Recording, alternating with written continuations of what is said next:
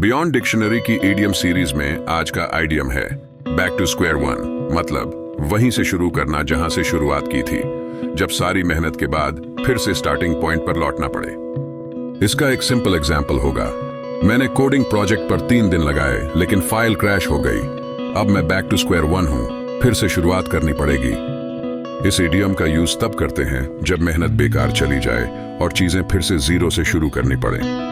आप इसे कुछ ऐसे भी कह सकते हैं, स्टार्ट फ्रॉम स्क्रैच, यानी बिल्कुल बेसिक से शुरू करना, या फिर वाइप द स्लेट क्लीन, नई शुरुआत करने का मौका मिलना। लेकिन याद रखिए, बैक टू स्क्वायर वन कोई बुरी बात नहीं है, ये एक नया मौका है चीजें बेहतर करने का।